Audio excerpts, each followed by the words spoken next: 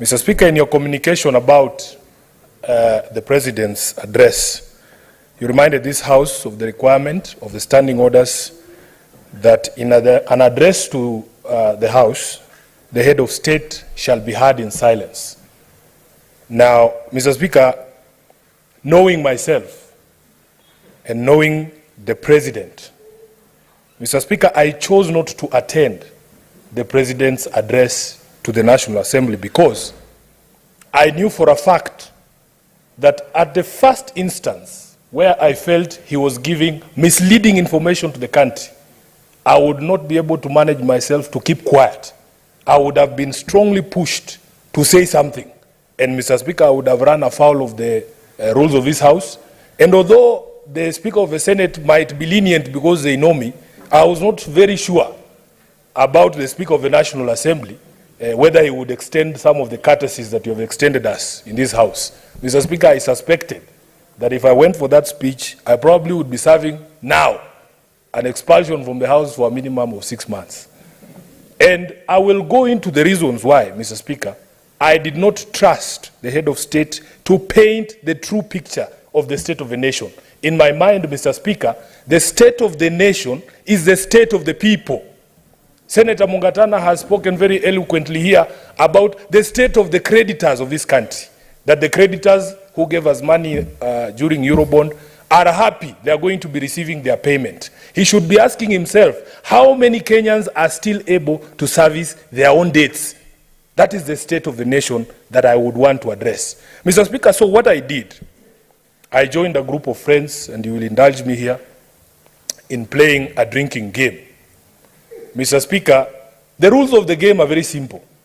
Every single time you thought that a statement that was untrue, or even partially untrue, from the head of state, you had to take a shot of whiskey. Mr. Speaker, needless to say, by the end of the President's speech, we were extremely inebriated because of the half-truths and open lies that we believe the President told before the House of Parliament. And I will get into the specifics. Mr. Speaker, my expectation has always been that during a State of the Nation address, because the Constitution requires it. What is your point of order, Senator Mungatana? I know the Honorable Sifuna could be very passionate, but is the use of the word open lies, referring to the speech by His Excellency the President, parliamentary? And if not, can he withdraw and restrict to parliamentary language, Mr. Speaker? Senator Sifuna, I think the use, you can still express yourself without necessarily using such words that may not be parliamentary. Mr. Speaker. And I know exactly, you understand exactly what I'm saying. Mr. Speaker, replace every time I've used the word open lies with untruths or misleading or what other synonym is there? Yeah, I think I do not mean not factual. Or non-factual, yes, Mr. Speaker, and I will demonstrate point by point what I thought was not factual or was misleading. Mr. Speaker, my expectation with these speeches, ever since I became acquainted with the Constitution, is that you must address yourself to the steps taken, very specific, steps taken and progress achieved in realizing the values under Article 10. And I was specifically looking out for the address to address 3 values set out under Article 10. The first one, Mr. Speaker, is national unity and inclusiveness, which I will take together. Mr. Speaker, we live in an era where we are being told every single day that in fact, if you did not vote for this government, you have no shares in this government and that you should expect nothing at all. What I expected the head of state to do is to tell us that ever since those pronouncements have been made, I have taken certain steps to rein in members of my administration who might not understand what Article 10 speaks about when it speaks of inclusivity and national unity, and that we give an undertaking, or he gives an undertaking, that we will not hear about that issue of shareholding anymore. Mr. Speaker, the first untruth that I want to invite this House to agree with me that I encountered is in paragraph 9 of the President's speech, where he acknowledges that it is the duty of all of us as leaders to listen keenly and comply with the people's wishes.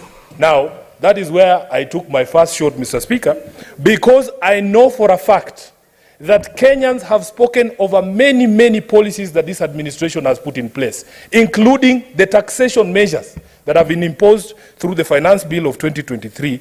But this government has chosen to ignore the people's pleas and, in fact, to do the exact opposite of what the people have been asking it to do.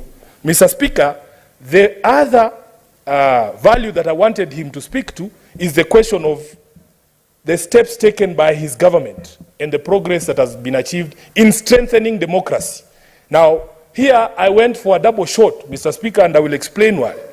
The first reason, Mr. Speaker, and Honorable Khalwale has spoken very eloquently about what their generation did in order for them to achieve the freedoms that we enjoy during this time, Mr. Speaker, including the freedom of speech, and I suspect, Khalwale, even the freedom of demonstration and the right to picket.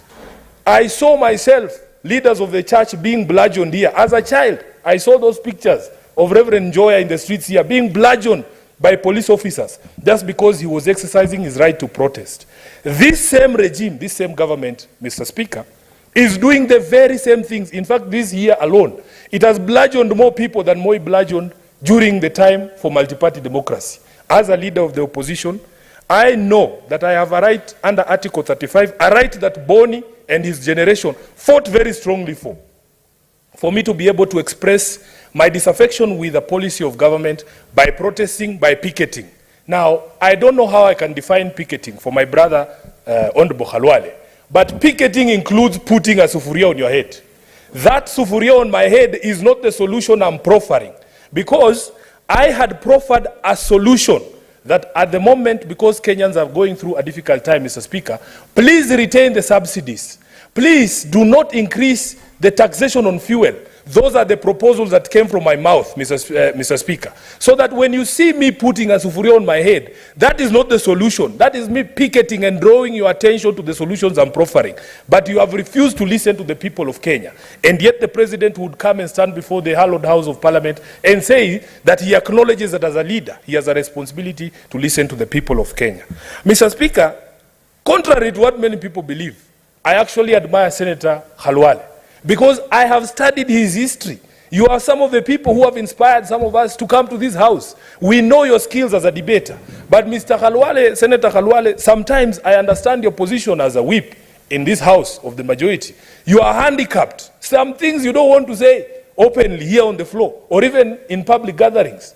Senator Khalwale, those confessions you've made here, that in fact in your stellar career as a politician, you have never been as unpopular as you are right now. And it is not because of your undoing.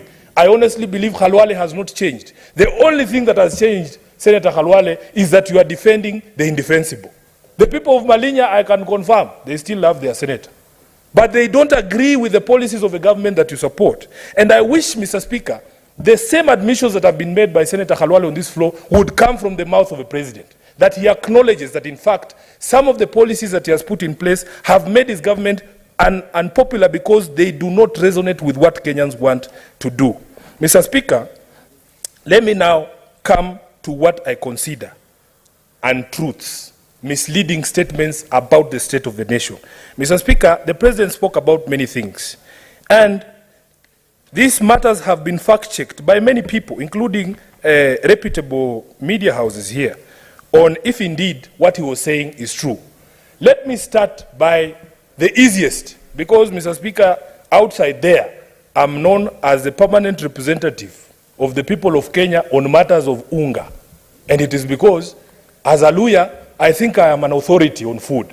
Mr. Speaker, the president said in his own speech that a packet of flour, maize meal, is now retailing between 145 and 175. And he added a very clever rider, depending on the brand, down from 250.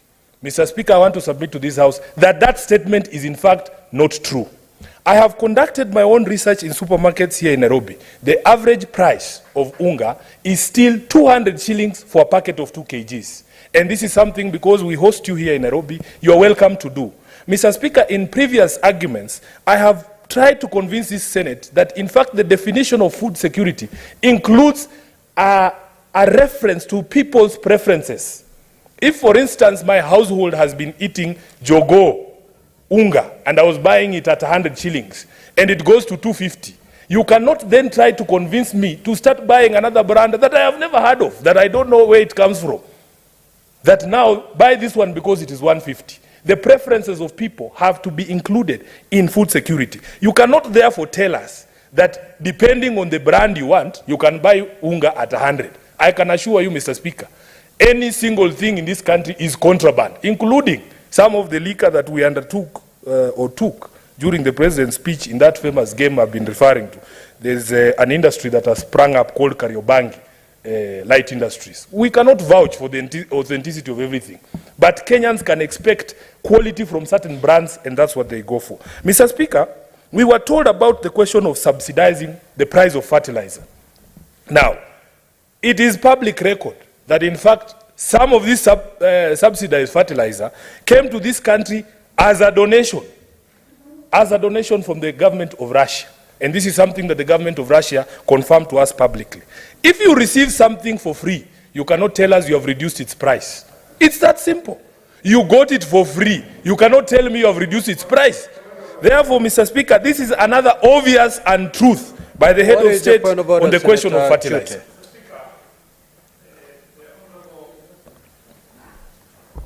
Honorable Senator is misleading this House. He is talking about free fertilizers. Can he provide evidence, table this evidence before this House? Senator for Nairobi, can you substantiate your